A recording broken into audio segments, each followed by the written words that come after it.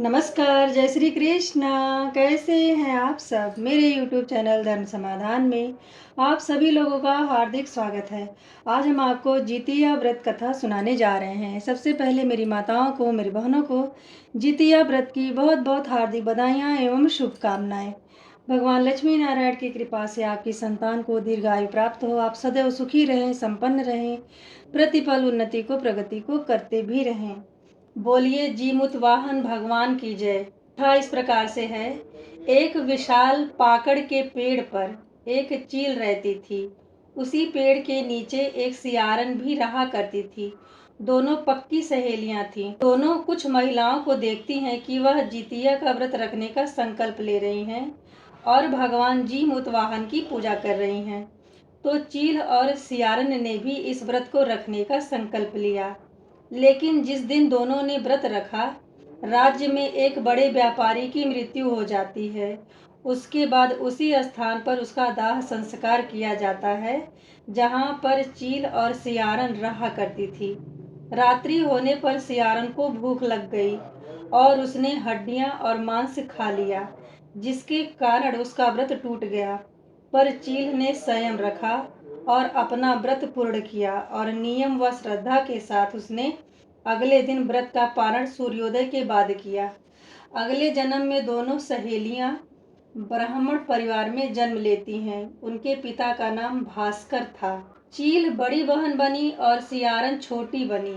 चील का नाम शीलवती रखा गया और शीलवती की शादी बुद्धिसेन के साथ हुई, जबकि सियारन का नाम कपूरा रखा गया और उसकी शादी उस नगर के राजा मलयाकेतु के साथ हुई। परिणाम स्वरूप दोनों के बच्चे पैदा हुए, लेकिन कपूरावती के बच्चे जन्म लेते ही मृत्यु को प्राप्त हो जाते थे और शीलावती को 7 बेटे पैदा हुए। इस बात को लेकर सियारन चील से जलन करने लगी। उसने कई बार चीलों के बच्चों को मारने की कोशिश की, लेकिन हर बार वह नाकाम रही। यहाँ तक कि सियारन ने अपनी बहन और जीजा की जान लेने तक की सोची, लेकिन वह उनका बाल भी बांका न कर पाई। एक दिन सोते हुए दय योग से उसे अपनी गलती का एहसास होता है।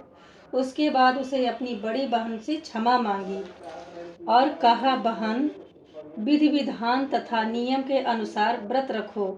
ये व्रत रखने के बाद सियारन को पुत्र की प्राप्ति होती है, जो जीवन भर स्वस्थ रहता है। इसी के बाद माताएं अपने बच्चे की लंबी आयु और अच्छी सेहत के लिए यह व्रत रखती हैं। धार्मिक मान्यता है कि इस व्रत को रखने से निसंतान माताओं को संतान की प्राप्ति होती है। जब तुमसे व्रत न रखा जाए तो व्रत का संकल्प ना लें। जितिया व्रत में चीलों और सियारों की व्रत कथा पढ़ने का ही विधान है। पौराणिक कथाओं के अनुसार एक वन में सेमल का विशाल पेड़ था, जिस पर चील रहती थी। पेड़ के पास घनी झाड़ियां थी, जिसमें एक सियारन रहती थी। यही कथा है। अलग अलग जगह पे अलग अलग तौर तरीके से कहा जाता है। जितिया व्रत को माताएं बहनें व्रत रखती हैं। इसे जीवित पुत्रिका व्रत कहा जाता है। संतान की दीर्घ आयु के लिए, उत्तम स्वास्थ्य के लिए यह उपवास रखा जाता है। यह निर्जला होता है और इसमें भगवान श्री हरि विष्णु के भूतवाहन भगवान और चील सियारन की पूजा उपासना की जाती है। इस बार यह व्रत 14 सितंबर 2025 दिन रविवार को रखा जाएगा। जब आप शाम के समय पूजा उपासना कर लें तो आप कथा का श्रवण जरूर करें, क्योंकि आश्विन मास के कृष्ण पक्ष की अष्टमी तिथि को जितिया का व्रत धारण किया जाता है। इसे जितिया, जीवित पुत्रिका या जुतिया इत्यादि नाम से जानते हैं। यह कठिन व्रतों में से एक व्रत होता है। सप्तमी तिथि को नहाय खाए किया जाता है। अष्टमी के दिन निर्जला व्रत रखा जाता है और नवमी के दिन व्रत का पारण किया जाता है। इस व्रत को धारण करने से संतान चिरंजीवी होते हैं। इस दिन राजा जी मूतवाहन की पूजा की जाती है। यह स्वयं माता दुर्गा के स्वरूप ही हैं। साथ ही साथ चील और सियार के नाम से भी भोजन रखा जाता है। सूर्य भगवान की भी पूजा करते हैं। 5 पांडवों के पुत्र को अश्वत्थामा ने सर काट करके हत्या कर। तब भगवान श्री कृष्ण उसके इस कृत्य को देखकर अत्यंत क्रोधित होते हैं और उसके मस्तक से मणि निकाल लेते हैं और उसे इस पृथ्वी पर भ्रमण करने के लिए छोड़ देते हैं। लेकिन जब उसे उत्तरा के गर्भ में पल रहे शिशु का ज्ञात हुआ, तब उसने उसको मारने के लिए ब्रह्मास्त्र चला दिया। तभी आंख बंद करके भगवान द्वारिकाधीश से प्रार्थना करने लगे, हे प्रभु बचा ले, इसकी रक्षा करें।